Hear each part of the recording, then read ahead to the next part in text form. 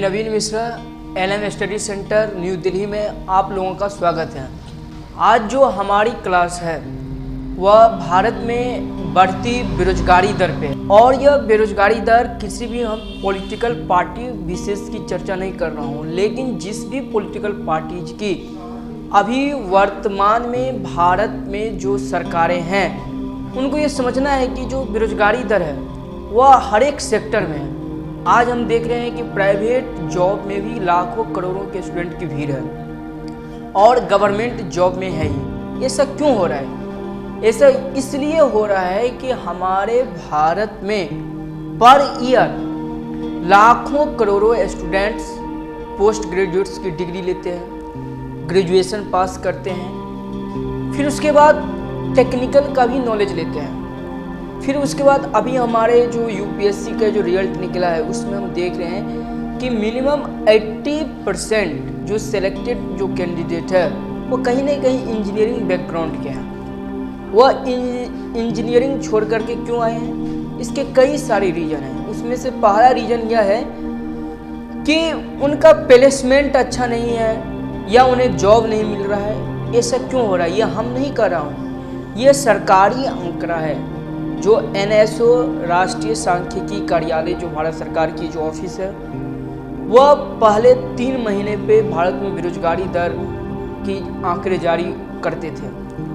अब वह per month जारी कर रहे हैं और ये डाटा जो अभी हम लेकर के आया हूँ, ये डाटा जो है वह दिसंबर 2025 में भारत में बेरोजगारी दर 4.8% जो है वो दर्ज किया गया था। वही जनवरी 2026 में बढ़ करके 5% हो गया है। ये राष्ट्रीय औसत पूरे देश में बेरोजगारी दर की बात कर रहा हूँ। और यदि हम इसमें शहरी क्षेत्र और ग्रामीण क्षेत्र को यदि हम देखूँ तो शहरी क्षेत्र में बेरोजगारी 7% है और ग्रामीण क्षेत्र में भी बेरोजगारी दर ये 4.2% है। ये एनएसओ की डाटा है, ये सरकारी आंकड़ा बता रहा है।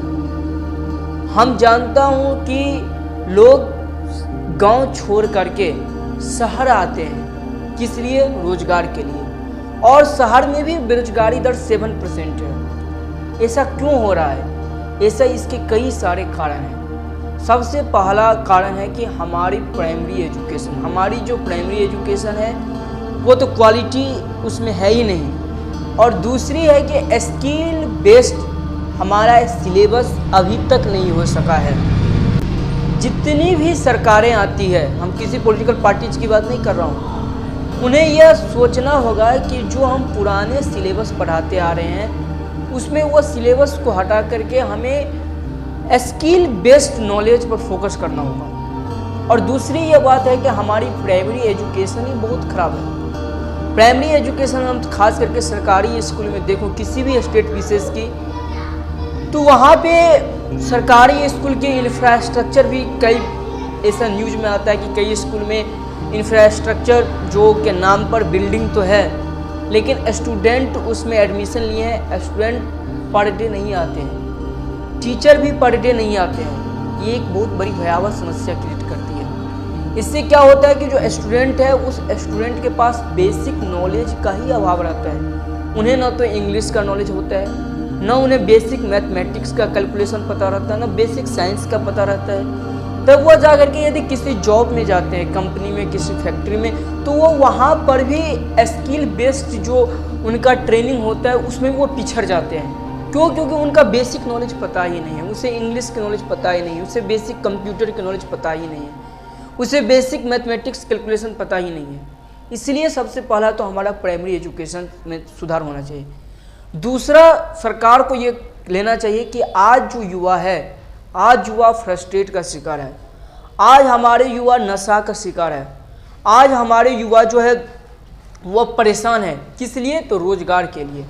और यही युवा को हम यूज करके उसको जॉब में ले करके उसके हम पावर को, पोटेंशियल को यदि हम यूज करेंगे तभी भारत 2047 तक जो अभी की जो सरकार की जो सपना है विकसित भारत का वो हम देख पाएंगे। क्यों? क्योंकि हमारे युवा के पास जॉब की प्रॉब्लम है और ये रियलिटी है। ये सिर्फ सरकारी जॉब की ही बात नहीं है, ये अभी वर्तमान में प्राइवेट जॉब में भी है। क्योंकि प्राइवेट जॉब में भी नौकरी लेना बहुत मुश्किल हो गया है। क्यों? क्योंकि हमारे जो ग्रेजुएशन पास है, जो पोस्ट ग्रेजुएट्स है, जो टेक्निकल के भी जो नॉलेज है, जो बीटेक एमटेक है, वो भी जब जॉब में जाते हैं तो उनको मिनिमम 12,000 15,000 इससे उनको कहा जाता है, और वो भी मिलना मुश्किल हो जाता है, जिसके कारण हम उनके अंदर की जो पोटेंशियल है जब हम यूज ही नहीं करेंगे तो किसी भी देश के लिए विकास में सबसे बड़ा महत्वपूर्ण जो होता है वो होता है वहाँ के ह्यूमन। और ह्यूमन रिसोर्सेज को यदि हम यूज न करेंगे तो ये काफ़ी भयावह चिंता का विषय है। और ये हम नहीं बता रहा हूँ, ये सरकार की आंकड़ा ही बता रही है कि ये जनवरी माह में भारत में राष्ट्रीय औसत बेरोजगारी दर 5% के करीब है, और अभी मार्च चल रही है। आप समझ सकते हैं कि किस तरीके से बेरोजगारी दर बढ़ सकती है। और इस बेरोजगारी दर के बढ़ने में हम ये कहूँगा कि अभी वर्तमान की सरकार की जिम्मेवारी है। ऐसा ये बिल्कुल है कि जो सरकारें अभी वर्तमान में है उनको इस समस्या को सॉल्यूशन निकालना ही पड़ेगा, और इसको सॉल्यूशन हम कई स्तरों पर हम निकाल सकते हैं। सबसे पहले हमने बताया हो कि प्राइमरी एजुकेशन, दूसरी है कि हमारी जो सिलेबस भी हमारी अभी भी जो है वो पुराने बेस्ड सिलेबस है, क्वालिटी बेस्ड सिलेबस है स्कूलों में। उस सिलेबस को भी हमें स्किल बेस्ड सिलेबस की ओर चेंज करना होगा, ताकि हमारे जो युवा जो ग्रेजुएशन करके पोस्ट ग्रेजुएट्स करके जो निकलते हैं वो स्किल बेस्ड निकले। आज जो हम देख रहे हैं देश में प्यून की भी वैकेंसी निकलती है चपरासी के, तो उसमें लाखों ऐसे स्टूडेंट होते हैं जो पोस्ट ग्रेजुएट्स किए रहते हैं, लाखों ऐसे स्टूडेंट रहते हैं जो कि एमटेक बीटेक किए रहते हैं, वो भी आते हैं फील्ड में। इस समस्या को सरकार को पहले समझना होगा। और दूसरी समस्या है कि जो बेरोजगारी दर है ये मैन्युफैक्चरिंग सेक्टर में भी है, कोर सेक्टर में भी है। सबसे पहले आपको ये समझना होगा कि मैन्युफैक्चरिंग, यहाँ पर आप जानते हैं कि उत्पादन प्रक्रिया होती है, उस उत्पादन प्रक्रिया में भी मैन्युफैक्चरिंग सेक्टर में भी आज बेरोजगारी दर बहुत ज़्यादा है। जो समस्याएं हैं ये एक युवा को, एक ह्यूमन रिसोर्सेज को उस दिशा की ओर ले जाता है जिससे देश विकसित हो पाने में काफ़ी समस्या होगी। ये और भारत में जो युवा है वह पुलिस की लाठी खाने में, भारत की जो युवा है वो नौकरी लेने में, भारत की जो युवा है वो एक रूम में 10 सालों से सरकारी नौकरी की तैयारी करने में। तो ये सारी की सारी जो समस्याएं हैं, इस समस्याओं पर सरकार को सोचना होगा। क्यों? क्योंकि हमारे जो स्टूडेंट है वो 10 सालों से 15 सालों से तैयारी करके वो अपना मेंटल हेल्थ खो जाते हैं। हमें स्किल बेस्ड सिलेबस की ओर चेंज करना होगा, ताकि हमारे जो युवा जो ग्रेजुएशन करके पोस्ट ग्रेजुएट्स करके जो निकलते हैं वो स्किल बेस्ड निकले। आज जो हम देख रहे हैं देश में प्यून की भी वैकेंसी निकलती है चपरासी के, तो उसमें लाखों ऐसे स्टूडेंट होते हैं जो पोस्ट ग्रेजुएट्स किए रहते हैं, लाखों ऐसे स्टूडेंट रहते हैं जो कि एमटेक बीटेक किए रहते हैं, वो भी आते हैं फील्ड में। इस समस्या को सरकार को पहले समझना होगा। और दूसरी समस्या है कि जो बेरोजगारी दर है ये मैन्युफैक्चरिंग सेक्टर में भी है, कोर सेक्टर में भी है। सबसे पहले आपको ये समझना होगा कि मैन्युफैक्चरिंग, यहाँ पर आप जानते हैं कि उत्पादन प्रक्रिया होती है, उस उत्पादन प्रक्रिया में भी मैन्युफैक्चरिंग सेक्टर में भी आज बेरोजगारी दर बहुत ज़्यादा है, कोर सेक्टर में भी है बेरोजगारी दर। इस तरीके से जो भारत की जो हमारी जो आबादी है, पॉपुलेशन, यंग पॉपुलेशन, वह आज नशा की लत में है। वह आज जो है वह हम देख रहा हूँ कि ऑनलाइन गेमिंग के नशा के लत में है। ये सारी की सारी जो समस्याएं हैं एक युवा को, एक ह्यूमन रिसोर्सेज को उस दिशा की ओर ले जाता है जिससे देश विकसित हो पाने में काफ़ी समस्या होगी। ये समाज के हर एक वर्ग को, बुद्धिजीवी वर्ग को, सरकार को, एज ए टीचर ये समझना होगा कि जब तक हमारे देश में जो हमारे युवा है 15 से लेकर के 59 ईयर्स तक की जो जनसंख्या है, हमारी पॉपुलेशन, यही हमारी वर्किंग पॉपुलेशन है। और इसी वर्किंग पॉपुलेशन से चाइना आज आगे बढ़ा है, इसी वर्किंग पॉपुलेशन से आज अमेरिका आगे बढ़ा है। और आज हमारे युवा पुलिस की लाठी खाते हैं, आज हमारे जो युवा है वह ऑनलाइन गेमिंग में है, आज हमारे युवा जो है वो जुआ के शिकार है। ऐसा क्यों हो रहा है? यदि आज हम डिस्कशन नहीं करेंगे तो हमारे जो आने वाली जो जनरेशन है, पीढ़ी है, वो इससे और काफ़ी समस्या की ओर जाएगी। इसलिए आज हमारी जो प्रॉपर क्लास है, इसी क्लास पर आज बढ़ती बेरोजगारी दर पे लाया गया है। और इसके अलावा यह है कि बेरोजगारी दर बढ़ने के कारण तो हमने पहले ही बताया हूँ, और उसका सबसे मेन रीजन है भारत में बढ़ती बेरोजगारी दर का, कि हम शुरू से ही कहते चले आ रहा हूँ कि कोई भी सरकार विशेष हो, उस सरकार विशेष को अपने पॉलिटिक्स से ऊपर उठ करके देश के हित में यदि कोई काम करना हो तो उन्हें यह करना होगा कि आज जो हमारे जो समाज जो है वो हम देख रहा हूँ कि जाति के नाम पे, धर्म के नाम पे बटा हुआ है, लेकिन रियलिटी जो है समाज में जो वर्ग आधारित क्लास है, अपर क्लास है, मिडिल क्लास है, लोअर क्लास है, और उस अपर क्लास पे उनकी कोई समस्याएं नहीं है। अपर क्लास समाज में शुरू से अभी तक उनके रिसोर्सेज पर कब्जा है, उन्हें कई समस्या नहीं है। समाज में कौन पिसता चला आ रहा है? Middle class. और वही middle class student private job में भी जाता है, उसे समस्या होती है, तब जा करके वो गवर्नमेंट जॉब में आता है। वही मिडिल क्लास जो स्टूडेंट है वह एंटरप्रेन्योरशिप बनने में भी समस्याएं आती है मिडिल क्लास में, क्योंकि मिडिल क्लास के पास उतना पैसा होता नहीं है कि वह एज ए एंटरप्रेन्योरशिप भी बन सकता है। और जो लोअर क्लास है वो समाज में निम्न वर्ग शुरू से ही है और अभी तक ही है। तो हम ये कहना चाहता हूँ कि जो जाति पाति पर आधारित जो सरकार है, धर्म पर आधारित जो सरकारें जो बात करती है, चर्चा करती है, उन्हें इससे हट करके वर्ग आधारित, क्लास आधारित यदि बात करें, और जो समाज की जो मिडिल क्लास है वो मिडिल क्लास आज दिन हम देखते हैं कि पेपर लीक की समस्या में, आए दिन हम देखते हैं कि जो जॉब की समस्या में, आए दिन हम देखते हैं कि नशा की समस्या में, ये सारे के सारे जो है वो मध्यम क्लास की स्टूडेंट है। और ये जो मध्यम क्लास स्टूडेंट है वो एंटरप्रेन्योरशिप भी बनना चाहे तो उन्हें बैंक से लोन लेने में कितना समस्याएं होती है वो आज का हर कोई जानता है कि वह एंटरप्रेन्योरशिप भी नहीं बन सकता है।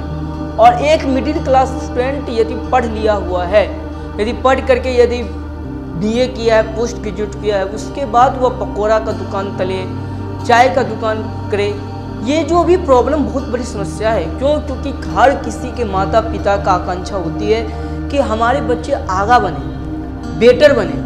सबको होता है कि हमारे बच्चे ऊंचे से ऊंचे पोस्ट पर जाए। और यदि देश के प्रधान लीडर, किसी का नाम नहीं ले रहा हूँ, किसी स्टेट विशेष के प्रधान लीडर यदि इस तरह की बात करें तो ये सोचने वाली बात है। क्यों? क्योंकि आप उस पॉलिटिकल पावर पर बैठे हो कि आपके पास रिसोर्सेस है, और आपके पास इतना रिसोर्सेस है कि उस रिसोर्सेस को आप यदि अच्छी तरीके से यदि धरातल पर डिस्ट्रीब्यूट करो तो आज जो हमारे जो युवा जो है फ्रस्ट्रेट का शिकार है। क्यों? क्योंकि हमारे युवा नौकरी के फ्रस्ट्रेट से शिकार है। आज हम देखता हूँ एज ए टीचर, जो भी स्टूडेंट पढ़ने के लिए आते हैं, जो यहाँ पर पढ़ाई करते हैं, उस पढ़ाई में भी देखता हूँ कि उनका मिनिमम 5, 6 साल, 10 साल तो उनका लग ही जाता है एग्जाम में। तो क्या कहूँगा कि इस सिस्टम की समस्या नहीं है, सिस्टम की समस्या होती है कि आए दिन पेपर लीक हो जाता है, फिर उनका सही से रिजल्ट नहीं आ पाता है, फिर यदि कोई वैकेंसी निकलती है तो पता ही नहीं चलता है कि कब एग्जाम होगा। इस मार में जो स्टूडेंट है वो इकोनॉमिक प्रेशर को झेलता है, ये बात को समझना होगा। इसी मार में वो स्टूडेंट सोशल प्रेशर को झेलता है, इसी मार में वो फैमिली प्रेशर को झेलता है। और एक जो मिडिल क्लास स्टूडेंट है वो इतने सारे समस्याओं को झेलने के बावजूद भी उनका सही से ह्यूमन रिसोर्सेज का जो सरकारें हैं वो यूज नहीं कर पाती है। इसलिए सरकारें तो एक तरफ कहती है कि आप नौकरी लेने वालों मत बनो, नौकरी देने वालों में बनो। तो नौकरी देने वाले कहाँ से बन सकते हैं? वो स्टूडेंट के पास यदि उस तरह का तो पढ़े, स्किल बेस्ड उतना आप नॉलेज शुरू से क्रिएट किए नहीं। अब मान लो जो आपके पास बीटेक एमटेक जो नॉलेज लिया है स्किल बेस्ड, उनका भी प्लेसमेंट अच्छा नहीं है, वो भी नौकरी के लिए दर दर भटक रहा है। तो इस कंडीशन क्रिएट में हम कहेंगे कि ये प्रॉपर समस्या स्टूडेंट का ही क्रिएट होता ही नहीं, ये उस सरकार विशेष का भी एज ए गार्जियन के रूप में उनका ये रिस्पॉन्सिबिलिटी होता है कि आप कम से कम व्यवस्था उपलब्ध करवाओ। क्योंकि हम जानता हूँ कि पॉलिटिक्स में, राजनीति में, लोकतंत्र में सरकार जो चुनती है वो जनता इसीलिए चुनती है आपको 5 सालों के लिए कि आप एज ए इंफ्रास्ट्रक्चर व्यवस्था उपलब्ध कराओ। अब इंफ्रास्ट्रक्चर रहेगी, व्यवस्था रहेगी तो स्टूडेंट जो है वो खुद पर खुद वह कर लेंगे। आज हम देख रहा हूँ कि चाइना शुरू से कहता हूँ उसकी जो पॉपुलेशन है वो कभी भी नौकरी के लिए मार नहीं कर रहा है, रोडों पर मार नहीं कर रहा। और ये सरकारी आंकड़ा बता रहा हूँ कि बेरोजगारी दर किस तरह से बढ़ रही है। और भारत में जो युवा है वह पुलिस की लाठी खाने में, भारत की जो युवा है वो नौकरी लेने में, भारत की जो युवा है वो एक रूम में 10 सालों से सरकारी नौकरी की तैयारी करने में। ये सारी की सारी जो समस्याएं हैं, इस समस्याओं पर सरकार को सोचना होगा। क्योंकि हमारे जो स्टूडेंट है वो 10 सालों से 15 सालों से तैयारी करके वो अपना मेंटल हेल्थ खो जाते हैं, इकोनॉमिक प्रेशर खो जाते हैं, ये सारी की सारी समस्याएं खो जाती हैं। इस तरीके से हमारी क्लास प्रॉपर रूप से आती रहेगी। Thank you.